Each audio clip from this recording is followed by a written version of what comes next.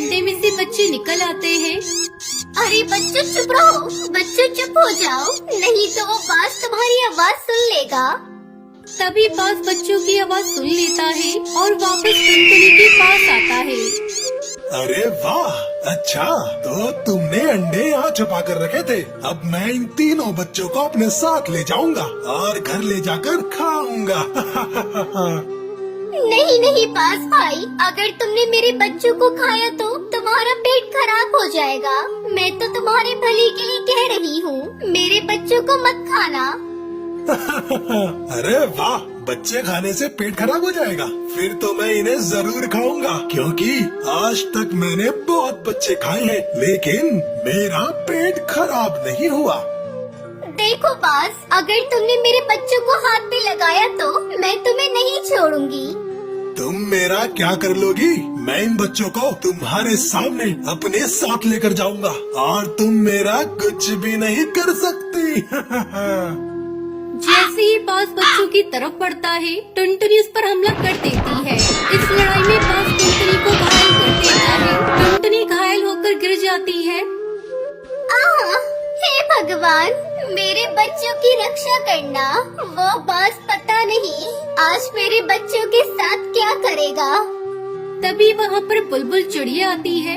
क्या हुआ टुनटुनी, तुम यहाँ घायल क्यों पड़ी हो और तुम्हारे बच्चे कहाँ हैं? बुलबुल बहन, मेरे बच्चों को बाज उठा ले गया और वो मेरे बच्चों को मारकर खाने वाला है। बुलबुल बहन, मुझसे उड़ा नहीं जा रहा। उस बाज से मेरे बच्चों को बचाने में मेरी मदद करो। लेकिन टुनटुनी, बाज बहुत ताकतवर है, मैं उस बाज से लड़ भी नहीं सकती, तो मैं तुम्हारे बच्चों को कैसे बचा सकती हूँ? बुलबुल बहन, तुम मुझे उस बाज के पास तक ले चलो, मैं खुद अपने बच्चों को उस बाज से छुड़ा कर लाऊंगी। क्या कह रही हो टुनटुनी, तुमसे तो उड़ा भी नहीं जा रहा, तो तुम कैसे अपने बच्चों को उस बाज से छुड़ा कर लाओगी? एक माँ अपने बच्चे के लिए कुछ भी कर सकती है, तुम बस मुझे उस बाज के पास तक ले चलो। ठीक है टुनटुनी, चलो चलते हैं। इतना कहकर बुलबुल टुनटुनी को अपने साथ बाज के पास ले जाती है। देखो बाज, या तो मेरे बच्चों को छोड़ दो, नहीं तो मैं तुम्हें जिंदा नहीं छोड़ूंगी। इतनी चोट खाने के बाद भी तुम्हें अकल नहीं आई? लगता है यहाँ मरने आई हो। अभी भी वक्त है, यहाँ से वापस लौट जाओ। नहीं नहीं, मैं अब अगर वापस जाऊंगी तो अपने बच्चों को लेकर ही जाऊंगी। मेरे बच्चों को छोड़ दो, नहीं तो मैं इस घोंसले में आग लगा दूंगी। मुझे बेवकूफ समझा है क्या? अगर तुमने इस घोंसले में आग लगा दी तो तुम्हारे बच्चे भी मरेंगे, इसलिए तुम इस घोंसले में आग नहीं लगा सकती।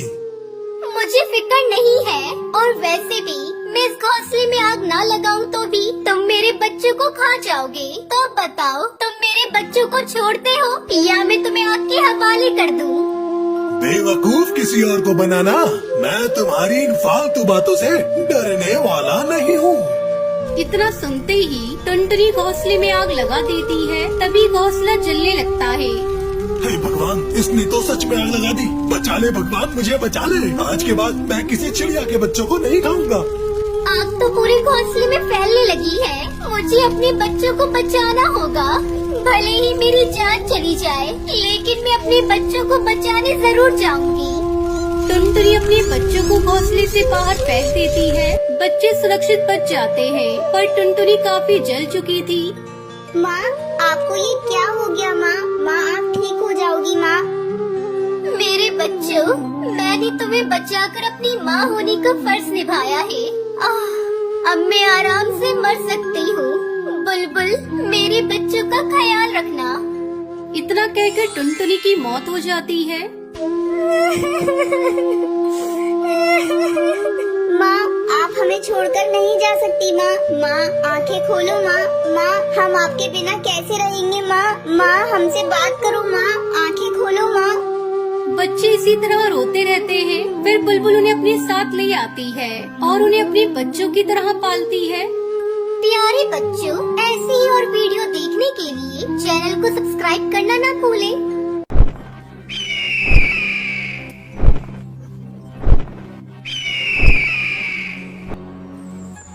बहुत समय पहले हिमालय की जंगल में टुनटुनी चिड़िया अपनी सास बबली कबूतरी के साथ रहती थी। टुनटुनी का पति बंटी कबूतर विदेश में नौकरी करता था।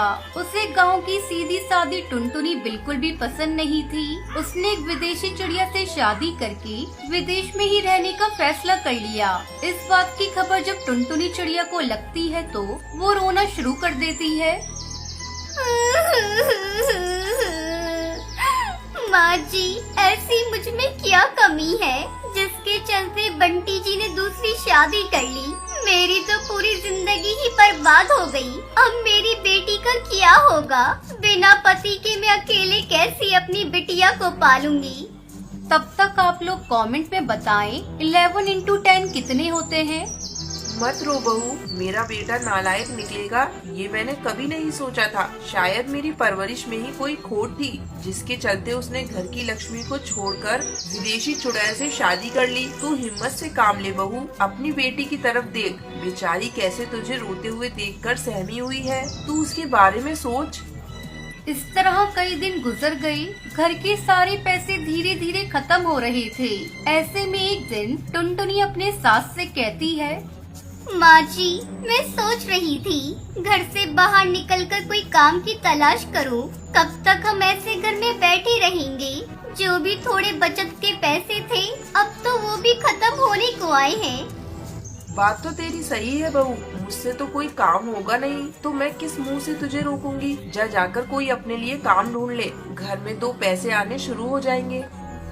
अगले दिन काम की तलाश में टुनटुनी जा रही थी। तभी उसे देखकर उसकी बेटी पिंकी रोने लगती है। मम्मा, तुम कहाँ जा रही हो? मैं भी आपके साथ चलूंगी। मुझे भी अपने साथ ले चलो। पिंकी बेटा, मैं तुझे नहीं ले जा सकती मेरी बच्ची। तू अपनी दादी के पास रहना, मैं जल्दी आ जाऊंगी।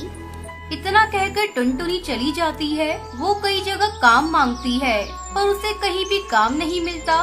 थक हार कर वो एक पेड़ की डाल पर बैठ जाती है।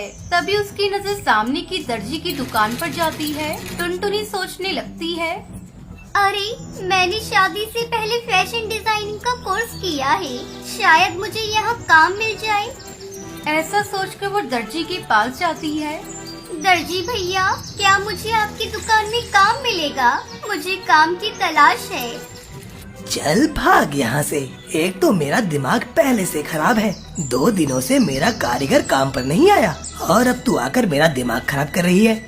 तभी एक पक्षी आता है। भाई, तोताराम मुखिया जी ने अपनी बेटी की शादी का लहंगा सिलने के लिए भेजा है। 2 दिनों के अंदर चाहिए।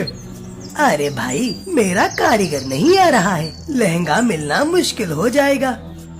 मैंने फैशन डिजाइनिंग का कोर्स किया है। मुझे लहंगे बहुत अच्छे से सिलने आते हैं। तो ठीक है, ये लहंगा तुम ही सिलोगी। टुनटुनी दिन रात मेहनत करके सुंदर सा लहंगा तैयार कर देती है। वाह वाह, तुमने तो बहुत सुंदर लहंगा सिला है। आज से तुम्हारी नौकरी मेरी दुकान पर पक्की। अब से मेरी दुकान पर आने वाले सारे लहंगे तुम ही सिलोगी। मैं तुम्हें 10,000 रुपए तनख्वाह दूंगा और ये लो 5,000 रुपए एडवांस। दर्जी के मुंह से ये बातें सुनकर टुनटुनी बहुत खुश होती है। वो अपनी सास को घर जाकर 5,000 रुपए एडवांस के दे देती है और उसे सारी बात बताती है। बबली अपनी दर्जी बहू की बातें सुनकर बहुत खुश हो जाती है। अचानक एक दिन बंटी कबूतर घर लौट आता है। अब तू यहाँ किस मुंह से आया है? चला जा यहाँ से। मेरे लिए तू उसी दिन मर गया जिस दिन तूने दूसरी शादी कर ली। माँ, मुझे माफ कर दो। माँ, मुझसे बहुत बड़ी गलती हो गई। मेरी दूसरी पत्नी ने कभी मुझे अपना पति माना ही नहीं। वो मुझे मुफ्त का नौकर समझती है। विदेश में नौकर बहुत महंगे मिलते हैं ना, इसलिए उसे अपने घर के काम करने के लिए एक मुफ्त का नौकर चाहिए था। उसने मुझे धोखा दिया माँ। मैं किसी तरह उसके कैद से भागकर यहाँ आया हूँ। आप तो मेरी माँ हो। अगर तुम मुझे नहीं अपनाओगी तो मैं कहाँ जाऊँगा? बंटी बेटा, तू अपनी पत्नी का गुनहगार है। जा उसी से माफी मांग। अगर उसने तुझे माफ कर दिया तो मैं तुझे माफ कर दूंगी। अपने पति की आवाज सुनकर टुनटुनी भागती हुई बाहर आती है। जब पिंकी अपने पिता को देखती है तो अपने पिता से पूछती है, पापा पापा, आप आ गए? आप कहाँ गए थे पापा? मैंने आपको बहुत याद किया। बंटी अपनी बेटी पिंकी को गले लगाकर रोने लगता है। टुनटुनी मुझे माफ कर दो, मुझसे बहुत बड़ी गलती हो गई। मैं आपको कभी माफ नहीं करूंगी, लेकिन क्या करूं? अपनी बेटी को उसके पिता से अलग भी तो नहीं कर सकती। टुनटुनी अपने पति बंटी कबूतर को माफ कर देती है। फिर सभी खुशी खुशी रहने लगते हैं।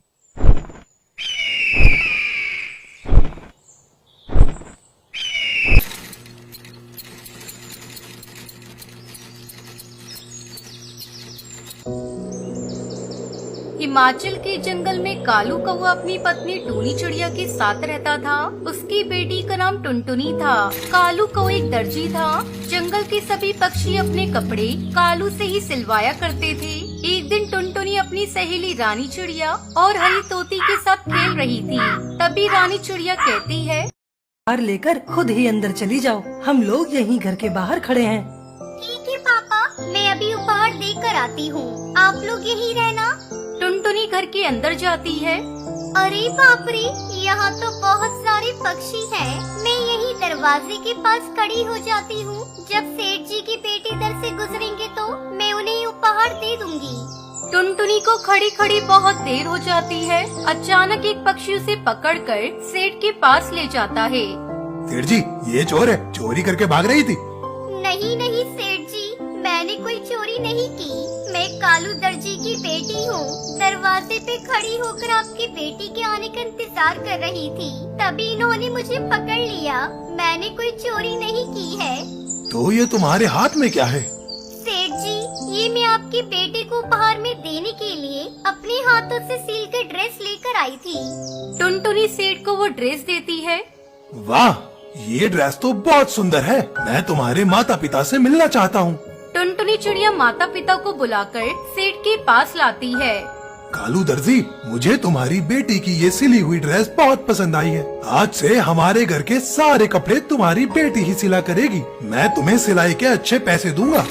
इस तरह उनके परिवार को सिलाई के अच्छे पैसे मिलते हैं और उनकी गरीबी दूर हो जाती है और टुनटुनी अपने माँ बाप के साथ खुशी खुशी रहने लगती है।